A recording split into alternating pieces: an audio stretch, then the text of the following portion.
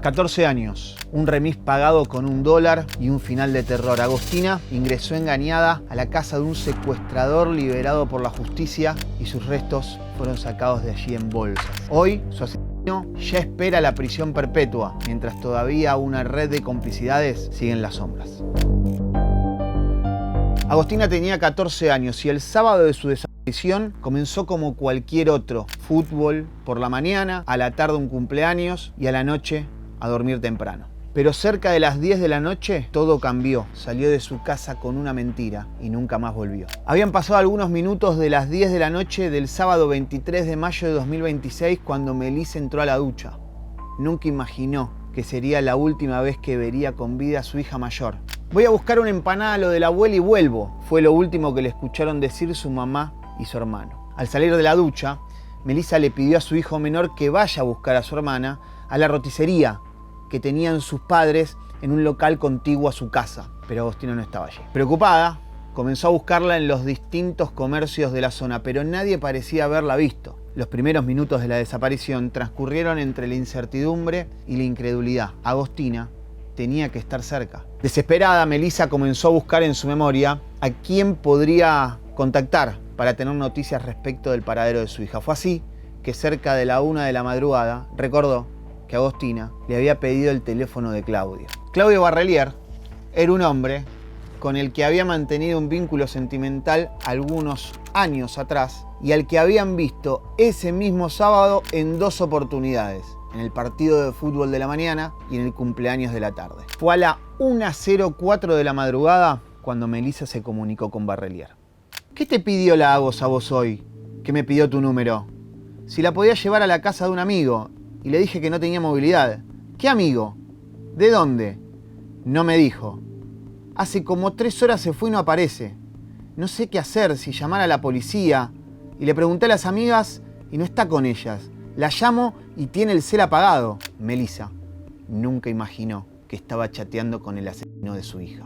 La noche de aquel sábado, Agostina salió de su casa en el barrio Mosconi, cruzó la avenida, se subió un remis y sin dudarlo le pidió que la lleve al barrio Cofico, exactamente al cruce de las calles del Campillo y Fragueiro, a unos 15 minutos de distancia. Ariel, el remisero, se sorprendió de que una nena siendo tan chica viajara sola y le preguntó por su nombre, a lo que ella le respondió que era Agostina, la nieta de Miguel, el dueño de la roticería.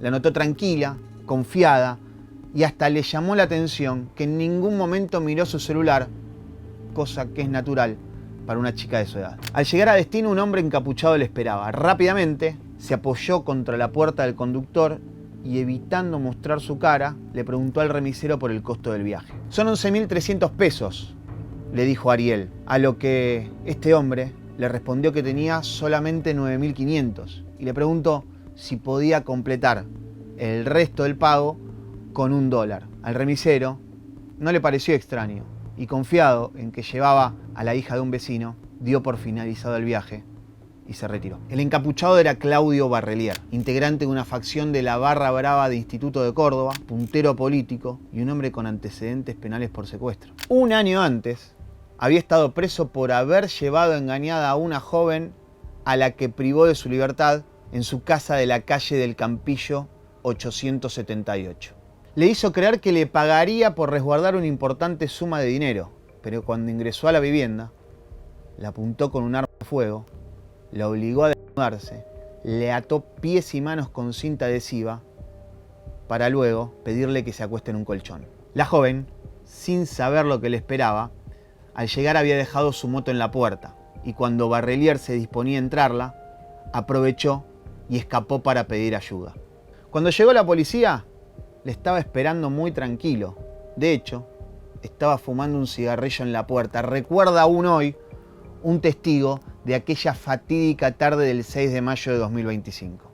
Cuando llegó la policía, Barrelier fue detenido y luego fue acusado de privación ilegítima de la libertad, pero gracias a sus contactos políticos la recuperó en tiempo récord. Estuvo preso apenas 20 días y para obtener la libertad se le fijó una fianza de 10 millones de pesos a pagar en 2 cuotas de 5, muy por encima de su poder adquisitivo. Es que el fiscal había entendido que no había riesgos procesales para dictar una prisión preventiva.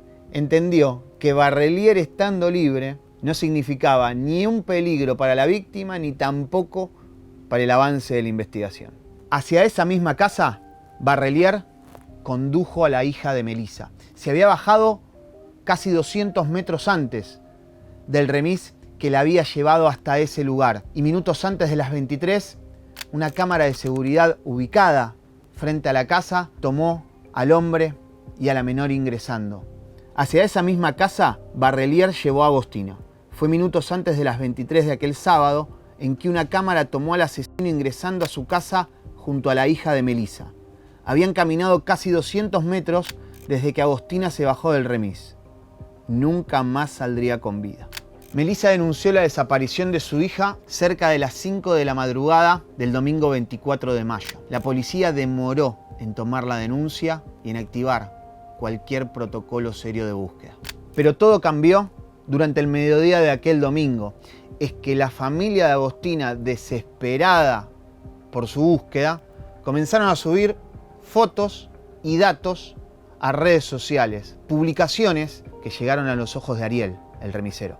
Testigo clave, inmediatamente se comunicó con la familia y les contó que la había llevado la noche anterior. Hasta aportó la dirección y el dato del encapuchado que había pagado el viaje. Melissa ató cabos y rápidamente se dio cuenta que se trataba de Claudio, con quien había chateado la madrugada anterior. Envuelta en el peor de los temores, le pidió a una amiga que lo llame. Barrelier le contaría a esa mujer otro capítulo de su frágil coartada. Le admitió que había estado con ella, también que le había pagado el remis. Pero diría que Agostina le pidió que la lleve a la casa de un amigo y como él no tenía movilidad, la acompañó caminando algunas cuadras para luego verla subir a un auto color rojo. Todo era mentira. Con todos esos datos clave, Melissa volvió a la comisaría, los aportó y también dejó el contacto del remisero para que la policía vaya a buscar a su hija a la casa de Barrelier. Todos esos datos también los puso en conocimiento del papá de la menor, con quien hacía meses no tenía ningún tipo de contacto. Ese mismo domingo por la tarde, Barrelier recibiría en momentos separados la visita de la policía y del padre de Agostina, y a los dos les repetiría la misma coartada de la caminata, el auto rojo y la casa del amigo. La policía, cuando llegó, lo entrevistó brevemente, le creyó su historia y ni siquiera evaluó hacer una inspección inicial de la vivienda de un hombre que tenía antecedentes por secuestro. El padre de Agostina, a su turno, decidió profundizar en la historia que contaba Barrelier y recordaría luego que estaba acompañado de Soledad Andreani, una mujer con la que Barrelier mantenía un vínculo sentimental y que, según el propio hombre, cada vez que se ponía nervioso, le completaba las frases. Aquel lunes 25 de mayo fue feriado nacional y Córdoba amaneció celebrando el campeonato de primera división que Belgrano le había ganado a River Plate la tarde anterior en un partido vibrante. Nadie parecía prestarle atención a la desaparición de una nena de tan solo 14 años. Durante la mañana siguiente, algunos medios locales empezaron a tomar contacto con la noticia de la desaparición, pero en medio del feriado no tomaba la suficiente relevancia. Lo mismo pasaba con la investigación, que con todos los datos sobre la mesa para encontrar el culpable de la desaparición de Agostina, navegaba en la más absoluta indiferencia. El martes, la noticia de su desaparición se volvió nacional y la investigación se aceleró. Tal es así que el propio Barrelier, antes de que termine el día, terminó preso, acusado de mínima de la privación ilegítima de la libertad de Agostina. Al día siguiente, por la mañana, la policía llegó con un importante operativo de policía científica a la casa de Barrelier, lugar donde él no vivía solo, sino que residía junto a su hija de 11 años, su expareja y al menos otros 3 inquilinos a los cuales el propio Barrelier había llevado a vivir allí. En ese primer allanamiento, los investigadores se concentraron en una habitación construida en la terraza de la vivienda, donde signos de una reciente refacción les hizo sospechar que estaban ante la escena de un crimen. Esa habitación era ocupada por 2 inquilinos que habían estado allí durante las horas en que Agostina ingresó al domicilio. Personal de Policía Científica de Córdoba trabajó en la vivienda durante más de 12 horas sin encontrar un solo rastro que les permitiera saber dónde estaba Agostina. Increíblemente, luego del procedimiento, resolvieron entregar la vivienda a su dueña. Luego se excusarían con que habían desarrollado en las afueras tareas de inteligencia para intentar encontrar algún dato que los lleve a encontrar a Agostina. Mientras tanto, Barrelier, ya preso en el penal de Bower, al momento de ser indagado resolvió no solo declarar, sino también, para sorpresa de su propio abogado, responder las preguntas del fiscal Garzón. En esa indagatoria, el fiscal lograría obtener un dato de especial interés para la investigación.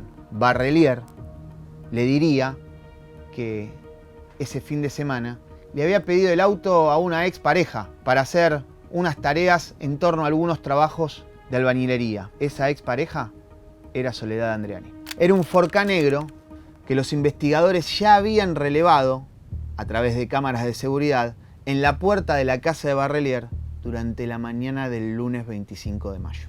En esas imágenes se lo veía a Barrelier saliendo con bolsas y un tacho de pintura que luego cargó en el auto estacionado frente a su vivienda. Era fundamental seguir el trayecto de ese vehículo para determinar hacia dónde se había dirigido el sospechoso. Fue gracias a ese relevamiento que lograron determinar que el Ford Ka negro se dirigió hacia el barrio Ampliación Ferreira, en las afueras de la capital cordobesa. Había conducido unos 15 kilómetros, ingresó al barrio a las 11:45 del lunes 25 de mayo y egresó a las 12:15 de la misma mañana. Allí había descartado los restos de Agostina. Una semana después de su desaparición, los investigadores llegaron hasta ese lugar. Allí encontraron los restos de Agostina, que luego una operación de autopsia determinaría que había sido abusada sexualmente, asfixiada, para posteriormente ser descuartizada. La investigación por el homicidio de Agostina ya tiene 4 detenidos. Claudio Barrelier, acusado de homicidio triplemente calificado por haber mediado violencia de género, femicidio, por haber sido cometido criminis causa para tapar otro delito y por haber sido cometido con alevosía. Pena única que prevé este tipo de delitos, la prisión perpetua. La última persona detenida fue la dueña de la casa. Se trata de Marianela Palmero, que es la madre de la hija que tiene Barrelier, que estaba en la casa del crimen al momento del femicidio. La acusación creen que oyó gritos. De hecho, hasta lo puso en un mensaje que le envió al propio Barrelier. Escribió: ¿qué fue ese grito? Al igual que Soledad Andreani y Osvaldo Faceta, está acusada de encubrimiento agravado.